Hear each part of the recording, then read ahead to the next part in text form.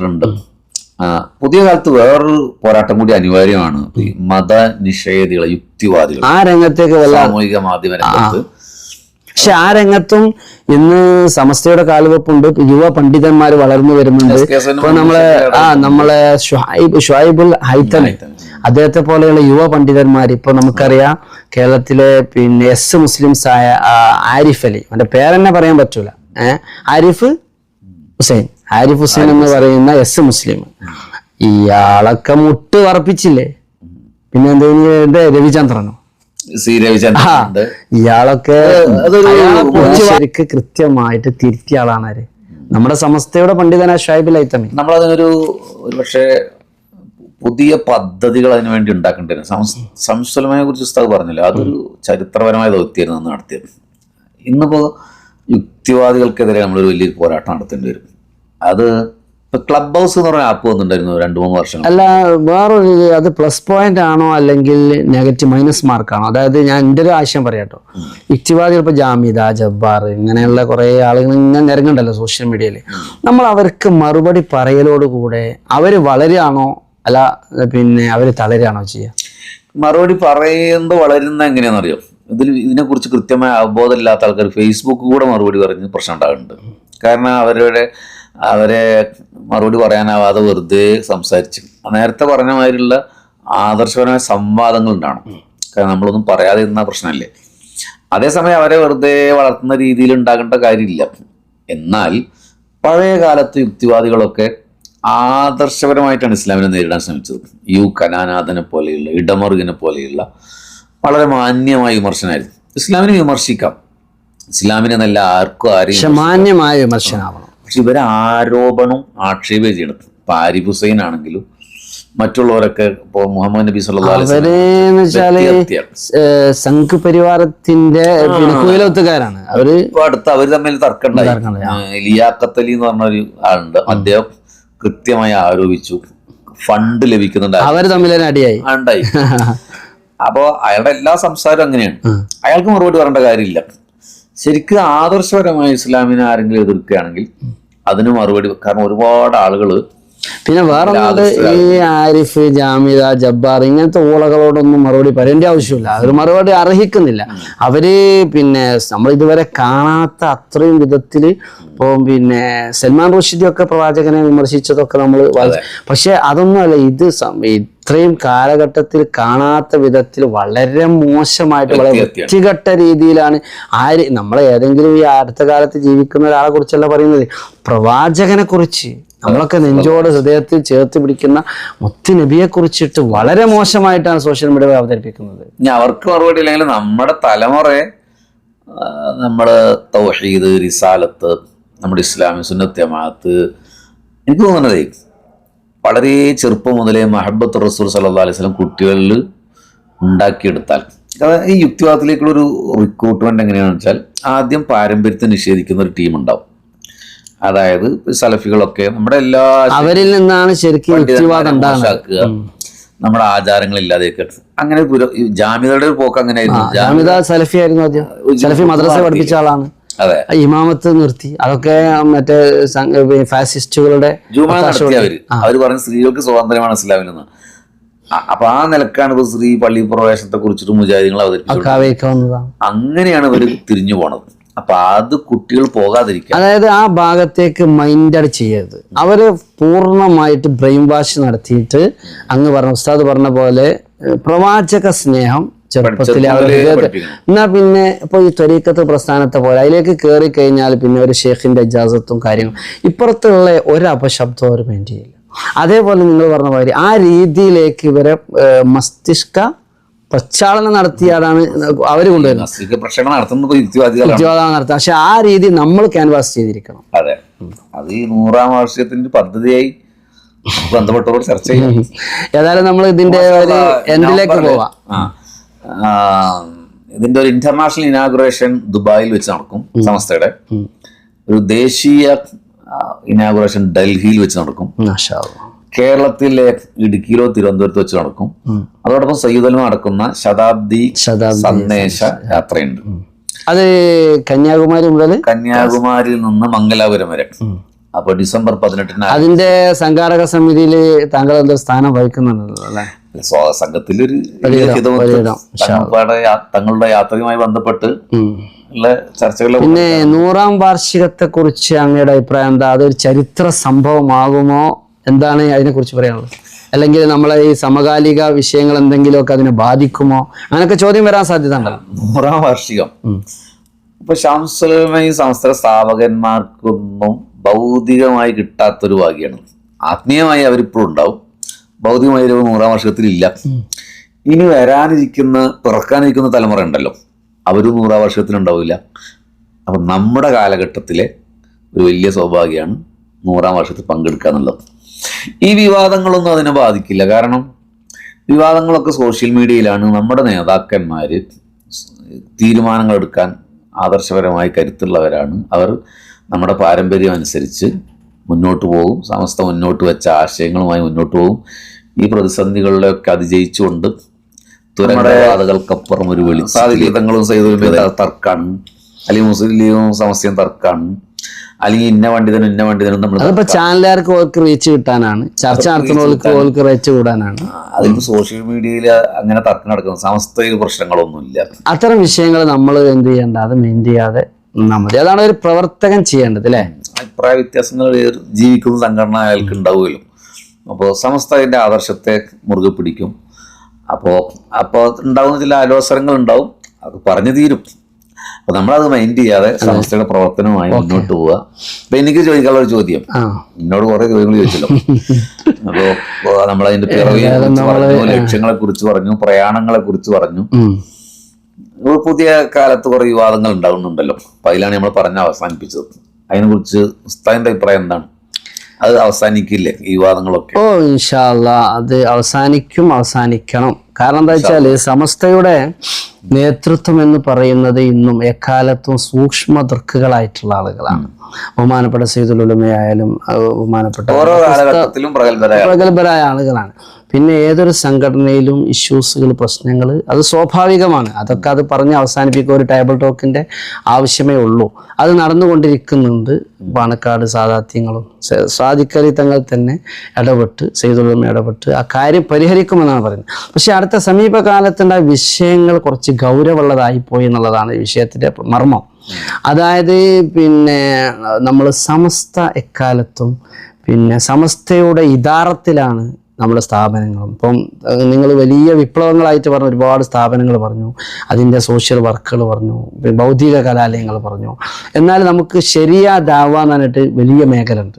നമ്മൾ ജാമിയ നൂരിയ, നന്ദി ദാറുസ്സലാം, ഒരുപാട് അറബി കോളേജുകൾ, വലിയ പണ്ഡിത അങ്ങൊക്കെ പഠിച്ചിറങ്ങിയ ജാമിയ നൂരിയ, വലിയൊരു ഫാക്കൽറ്റീസിനെ പടുത്തുയർത്തിയ ഇന്ന് സമസ്ത എന്ന് പറഞ്ഞാൽ എന്താണ്? ജാമിയ നൂരിയയിൽ നിന്നും നന്ദി ദാറുസ്സലാമിൽ നിന്നുള്ള പ്രൊഡക്റ്റാണ്. അപ്പം പിന്നെ അത് ഒരു വലിയ ദൗത്യമാണ് സമസ്തക്ക്. അപ്പോൾ ഇതുപോലുള്ള സ്ഥാപനങ്ങളൊക്കെ എക്കാലത്തും സമസ്തയുടെ ഇദാറത്തിലാണ്. അങ്ങനെ പോയിക്കൊണ്ടിരിക്കുന്ന ഒരു സ്ഥാപനമാണ് വാഫി അലുമിനി. അതെ. അല്ല, അതേപോലെ ഈ അതുവരെ സമസ്തയിൽ അങ്ങനത്തെ ഒരു ഇഷ്യൂസ് ഇല്ലല്ലോ. ഉള്ളൊരു പ്രശ്നം പല സംഘടനകളിലും സമസ്തയിൽ ഉണ്ടായിട്ടുണ്ടായിരുന്നില്ല. അപ്പോൾ ഈ കാലത്ത് ഉണ്ടായത് സമീപകാലത്തെ പ്രശ്നം എന്ന് വെച്ചാൽ ഒന്ന് വാഫി വിഷയമാണ്. വാഫിയ ഇഷ്യൂ ആണ്. അത് സ്ഥാപിക്കുന്നതും അത് കൊണ്ടുവരുന്നതും സമസ്തയുടെ മേൽനോട്ടത്തിലാണ് എക്കാലത്തും. അക്കാലത്ത് ഹക്കീം ഫൈസി ഉസ്താദ് അന്ന് ഗൾഫ് രാജ്യത്താണ്. സമസ്ത ഇങ്ങനെ രൂപരേഖ ഉണ്ടാക്കിയിട്ട് ഇതിന്റെ വർക്കറായിട്ട് അതിന്റെ പ്രവർത്തനത്തിന് വേണ്ടി ഏൽപ്പിച്ച ആളാണ് ഈ പിന്നെ ഹക്കീം ഫൈസി ഉസ്താദ്.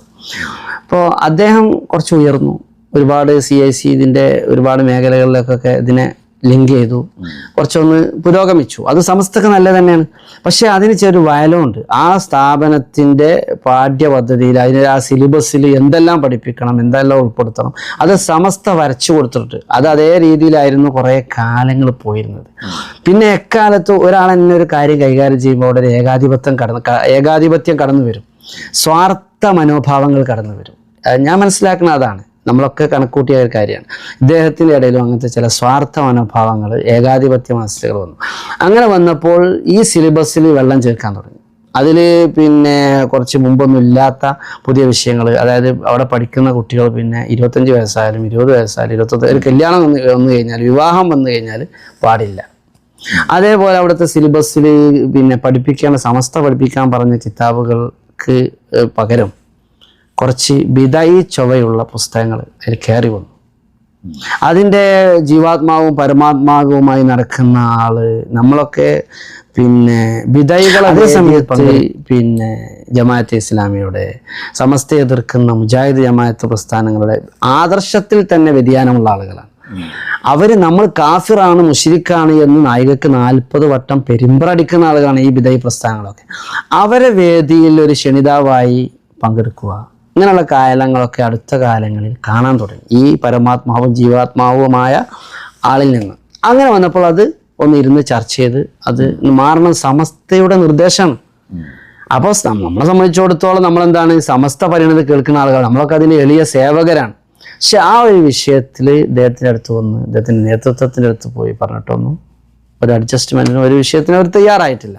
ഒരുപാട് നിരവധി സിറ്റിങ്ങുകളാണ് ആ വിഷയത്തിൽ.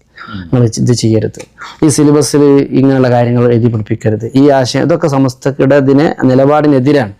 അതിലേറെ അപ്പുറം എന്താ വെച്ചാൽ അവിടുത്തെ സ്ഥാപനം വഫി കോളേജിന്റെ സന്നദ്ധാന ചടങ്ങിൽ സർട്ടിഫിക്കറ്റ് കൊടുക്കുന്ന സമയമാണെങ്കിൽ അവിടെ സംവിധാനം സമസ്തയുടെ മേൽനോട്ടത്തിലാണെന്നുള്ളത് എടുത്തു മാറ്റി.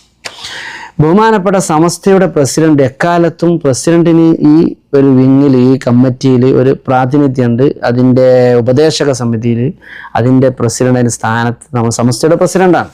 പക്ഷെ അത് നീക്കം ചെയ്തു. അപ്പോൾ 9ഓളം കാര്യങ്ങളിൽ ഇവര് മറുപടി തരാനുണ്ട്. നേരത്തെ ഇദ്ദേഹത്തെ മാറ്റണം എന്ന് പറഞ്ഞു, തൽക്കാലം ഒന്ന് മാറ്റി വീണ്ടും അദ്ദേഹത്തെ തന്നെ കോപ്റ്റ് ചെയ്തു. ഇതൊക്കെ ആ നേതൃത്വത്തിൻ്റെ അടുത്ത് ഉണ്ടായപ്പോൾ ഒരു ഇഷ്യൂ ഉണ്ടായി. സമസ്ത തൽക്കാലം വഫിയ നമ്മളുമായിട്ട് ബന്ധമല്ല എന്ന് പറഞ്ഞു, അത്രേ ഉള്ളൂ. അതിൻ്റെ പേരിൽ സമസ്തയെ വിമർശിക്കുന്ന ആളുകളുണ്ട്. ഒരു വലിയ വിദ്യാഭ്യാസ സമുച്ചയത്തെ തകർത്തു സമസ്ത. അങ്ങനെ പറയുന്നത് ഒരിക്കലും നമ്മളെ ഈ വിഷയമായി പഠിക്കുമ്പോൾ അത് ചോദിച്ചതല്ല.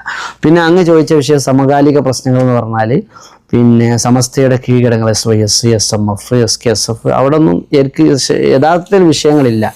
പിന്നെ കാലി വിഷയം എന്ന് പറഞ്ഞാൽ പാണക്കാട് കുടുംബമാണ് എക്കാലത്ത് മഹല്ലുകളെ കാലിയായി വരിക. അപ്പം നമ്മൾ ഒരുപാട് ആയിരക്കണക്കിന് മഹലിൻ്റെ കാലിയായിരുന്നു സെയ്ദ് മുഹമ്മദ് അലി ശിഹാബ് തങ്ങൾ, ഹൈദർ അലി തങ്ങളൊക്കെ.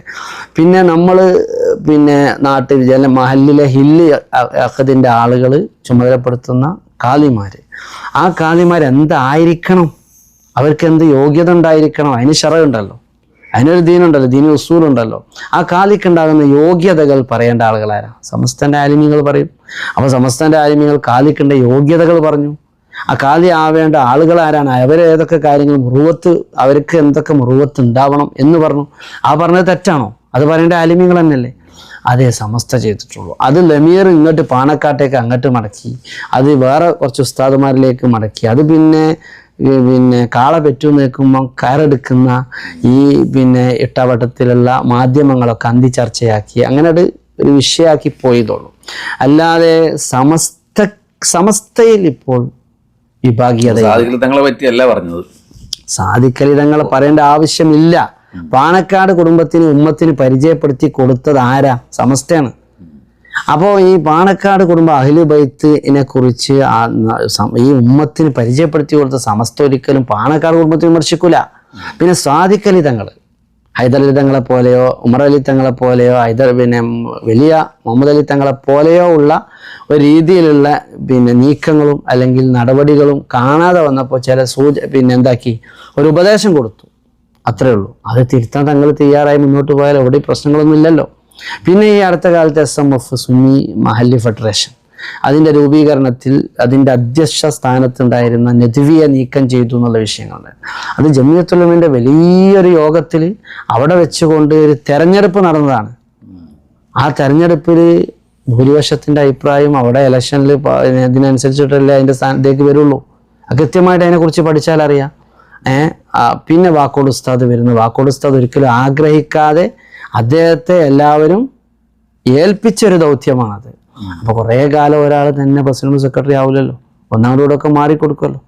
പിന്നെ ഈ സോഷ്യൽ മീഡിയയിൽ നദ്വിയെയും മറ്റു പണ്ഡിതന്മാരെയും ഉസ്താദന്മാരെയും കൊച്ചാക്കുകയും വിമർശിക്കുകയും. ഇപ്പോൾ ഉമർ ഫൈസി എനിക്കറിയാം, മുക്കത്ത് ഒരു വലിയ സ്ഥാപനം നടത്തുന്ന ആളാണ് ആര്? ഉമർ ഫൈസി ഉസ്താദ്. സമസ്തയുടെ സെക്രട്ടറി സ്ഥാനത്തിൽ സെക്രട്ടറിമാരിൽ ഒരാളാണ് ഉമർ ഫൈസി ഉസ്താദ്. സംഘടനയുടെ ഞാടിമിടിപ്പിൽ അതിൻ്റെ മാസ്റ്റർ ബ്രെയിൻ എന്ന് തന്നെ പറയാൻ പറ്റുന്ന ഒരാളാണ് ആര്? ഉമർ ഫൈസി ഉസ്താദ്. ഉമർ ഫൈസി ഉസ്താദിനെ കുറിച്ച് പലർക്കും അറിയാത്ത വിഷയമുണ്ട്. അദ്ദേഹത്തിന്റെ യൂണിറ്റിൽ പഞ്ചായത്തിൽ മുസ്ലിം ലീഗ് ഉണ്ടാക്കിയതാരാ? ഉമർ ഫൈസിയാണ്. ഞാൻ അദ്ദേഹത്തിന്റെ സമീപ പ്രദേശക്കാരനാണ്. പിന്നെ അദ്ദേഹം ഒരു മതകലാലയത്തിന് നേതൃത്വം നൽകുന്നുണ്ട്. അവിടെ അദ്ദേഹത്തിന്റെ തദ്രീസ് ഉണ്ട്. Mukkam Darussalah Islamic academy. അവിടെ നിന്നാണ് അസ്ലമി ബിരുദമുള്ള ബിരുദധാരികൾ പുറത്തിറങ്ങുന്നത്. അസ്ലമി ബിരുദമുള്ള നമ്മള് നോക്കേണ്ടത് വെച്ചാൽ അവിടുത്തെ പള്ളിന്റെ പ്രസിഡന്റ് മൂപ്പരാണ്. സുബഹി വക്താവും അതിന്റെ 1 മണിക്കൂർ 1/2 മണിക്കൂർ മുമ്പ് പള്ളിയിൽ നേരത്തെ എത്തുന്ന ആളാണ്. നമ്മൾ പല ആവശ്യത്തിനും ഉസ്താദിനെ തെരഞ്ഞു പോയി കഴിഞ്ഞാൽ ഉസ്താദ് പള്ളിയിലുണ്ടാവുക. പള്ളിയിൽ സുബൈക്ക് നേരത്തെ എത്തി സുബൈ ജമാഅത്തിന് കഴിഞ്ഞതിന് ശേഷം അവിടെ ഖുർആൻ ഓതിക്കൊണ്ടിരിക്കുന്ന ഉസ്താദിനെ നമുക്ക് കാണാൻ കഴിയുക. പിന്നെ പൊതുപ്രവർത്തനങ്ങളിലേക്ക്, സംഘടനയുടെ ഏത് പരിപാടിയിലേക്കും ഉസ്താദിനെ വിളിച്ചു കഴിഞ്ഞാൽ ഉസ്താദിന്റെ ചെലവിൽ വാഹനത്തിൽ വന്ന് ആ പരിപാടി നിർവഹിച്ചു. ഒരു ഫായിദയും ഒരു പ്രതിഫലവും അദ്ദേഹം കൈപ്പറ്റാറില്ല. അത്രയും നല്ല ഒരു സൂക്ഷ്മത പുലർത്തി പോകുന്ന ഉമർ ഫൈസി സമസ്തക്ക് വേണ്ടി വാദിക്കുന്നുണ്ട് എന്നുള്ളതല്ലാതെ അദ്ദേഹം ഒരിക്കലും ഒരു CPM-കാരനോ അല്ലെങ്കിൽ ഒരു മാർക്സിസ്റ്റ് പാർട്ടിയുടെ പിന്നെ ആളാണ്. സോഷ്യൽ മീഡിയയിലൊക്കെ പിന്നെ അങ്ങനെ സഖാവ് ഉമർ ഫൈസി സഖാവാണ്.